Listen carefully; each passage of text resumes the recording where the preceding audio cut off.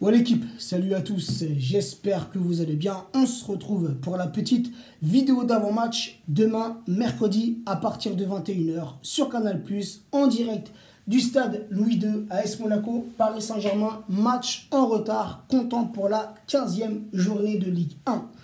Les 5 derniers matchs, toutes compétitions confondues, entre ces deux clubs, 4 victoires parisiennes pour un match nul. La AS Monaco, sur leurs 20 derniers matchs, toutes compétitions confondues, 10 victoires, 5 nuls pour 5 défaites. Le Paris Saint-Germain, sur nos 20 derniers matchs, toutes compétitions confondues, 17 victoires, 2 nuls pour 1 défaite. Lors du précédent match, les amis, pour ces deux clubs, ce n'était pas plus tard que dimanche soir, les amis, au Parc des Princes, et ce match nul, ce 3-3, les amis. Et encore une fois, je l'ai dit dans mon débrief d'après-match, je l'ai dit sur mes différents réseaux sociaux, les amis, personnellement, j'ai aimé ce match. Ça nous a permis, à nous, Parisiens, de voir nos vraies lacunes défensives. On a 2 latéraux, dimanche soir, 2 latéraux qui seront absents pour le match de demain, puisque Thomas Tuchel l'a dit dans la conférence de presse, Bernat absent, Meunier absent, Marquinhos absent pour le déplacement à Monaco. Mais on l'a vu dimanche soir, les amis. On a joué dans ce 4-2-4,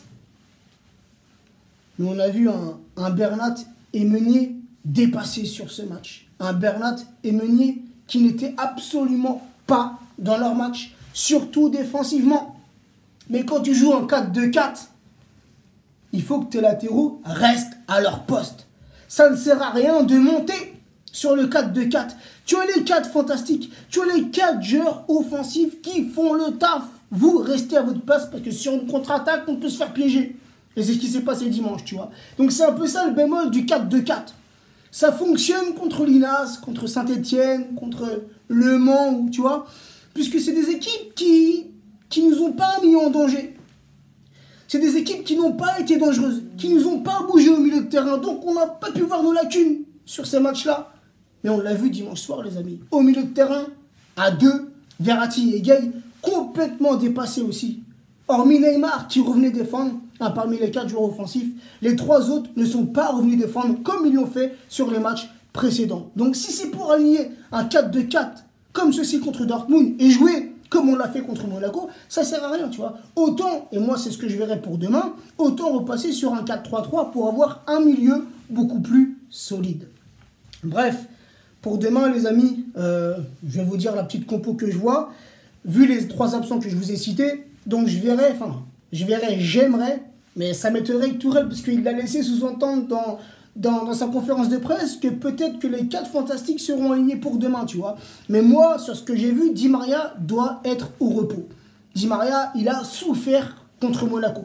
C'est normal, c'est le Parisien le plus utilisé depuis le début de saison. Et malgré que nos joueurs reviennent de vacances il n'y a pas si longtemps que ça, le mec, il était complètement cramé. Puisque Monaco, ça jouait, les gars.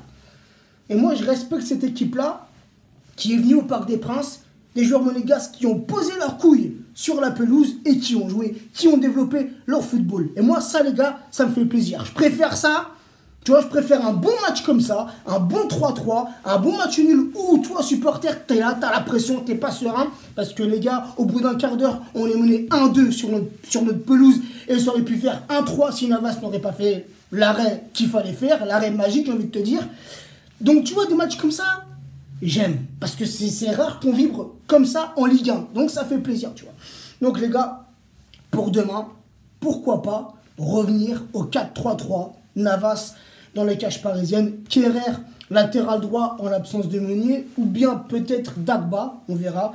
À gauche, latéral gauche, j'ai pas envie de le mettre.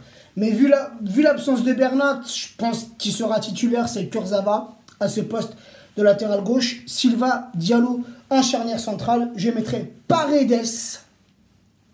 Paredes, les amis, qui juste avant la trêve avait fait de très très bons matchs. Paredes qui montait en puissance. Donc Paredes, il faut continuer à lui faire confiance. Donc je mettrai Paredes en tant que milieu récupérateur. Nos 2 relayeurs, Gueye, relayeur côté droit, Verratti, relayeur côté gauche. Et offensivement, les amis, je mettrai Icardi en pointe, Neymar ailier gauche, et Mbappé, pardon, j'allais dire Di Maria, non, Di Maria sur le banc, Mbappé, ailier droit. Donc voilà les amis, sinon Tuchel, en conférence de presse, a dit sur le duo parisien, hein, sur le duo Icardi-Mbappé, que c'était une très bonne complicité, qu'il y avait vraiment une très bonne entente entre ces deux joueurs, et que ces deux joueurs-là aimaient jouer ensemble. Donc ça les amis, c'est plutôt positif pour la suite. Encore une fois, on va revenir vite fait sur ce qui s'est passé dimanche soir les amis. Donc ce 3-3, j'ai vu beaucoup de commentaires et j'ai reçu aussi pas mal de messages, notamment sur Snapchat. Et j'ai trouvé que beaucoup de supporters parisiens commencent à s'inquiéter, tu vois. Eh les gars, c'est pas parce qu'on fait un match nul, qu'on fait un 3-3 contre une équipe qui a joué, contre une équipe qui s'est donnée, qu'il faut, les gars, qu'il faut commencer à flipper, qu'il faut commencer à douter pour Dortmund. J'ai envie de te dire, heureusement que ça tombe maintenant. On vient de reprendre, les amis. Là, c'est tout frais. Alors, on a eu ce match... Voilà, ça c'est ma mère qui m'appelle.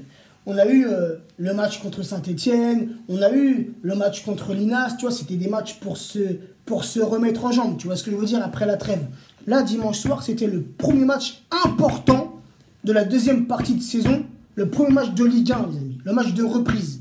Tu vois ce que je veux dire? Donc c'est important d'avoir eu un match comme on l'a eu dimanche, tu vois, je préfère un match comme ça où on galère, où on souffre, plutôt que d'enchaîner que des 5-6-0 jusqu'à Dortmund, et à Dortmund, on se fait piéger. Tu vois, non, ça tombe maintenant, tant mieux. Ça va permettre à Tuchel de modifier, hein, de voir ce qu'il y a à modifier, de voir ce qu'il y a à changer. Est-ce que ce système de jeu convient vraiment aux joueurs parisiens? Tu vois, ça va lui permettre, il y a encore quelques semaines avant Dortmund, donc oui, heureusement, et encore une fois, je suis satisfait de ce que j'ai vu dimanche soir. Hein, j'aurais aimé qu'on gagne, mais dans l'intensité, dans la combativité, c'était un très beau match. Sur ce les amis, prenez soin de vous, prenez soin des vôtres, et à demain soir. Ciao l'équipe.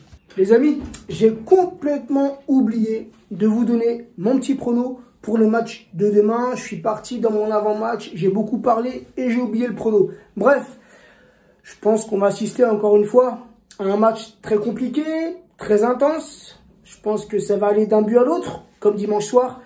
Mais allez, restons positifs les amis. Et je vois une victoire parisienne 1-2. 1-2 puisque c'est à l'extérieur. Ciao l'équipe.